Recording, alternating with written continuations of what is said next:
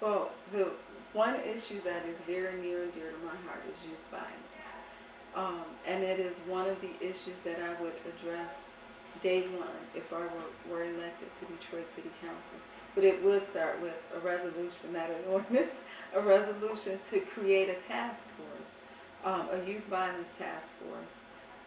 And that task force would include the business community, the labor community, the faith-based community, the City of Detroit Police Department, as well as DPS and Wayne County Sheriff's Department.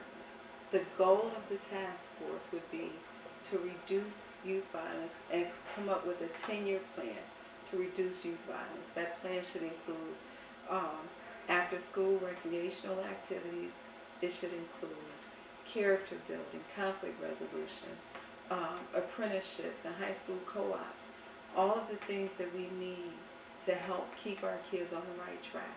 And one of the things that's so important to me for people to understand is that's all kids, not just good kids, as we often hear people say, you know, our good kids, our bad kids.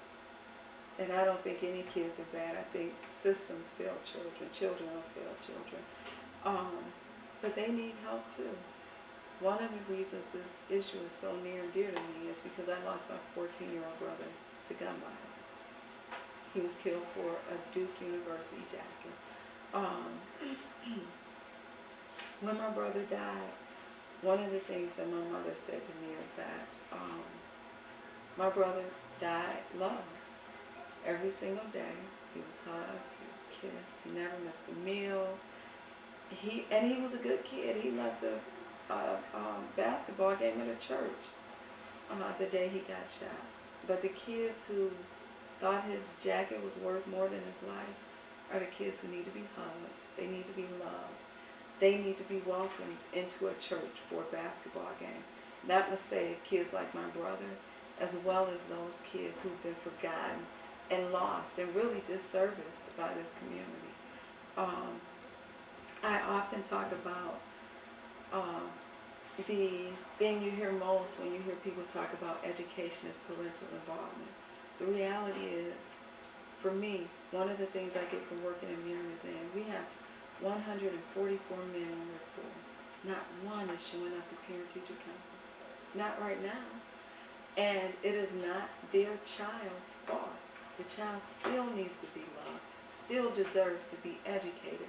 So we have to find a way to wrap our arms around all of those kids, or else none of our kids, none of us are safe. We either meet them where they are right now, or we meet them when they're taking another baby's life, or when they're coming in our house for our TV or still in our car. They're not leaving this community. They're the least likely to leave Detroit. So we have to do every single thing we can to keep them safe and keep them on the right path. And I believe we all have a stake in that.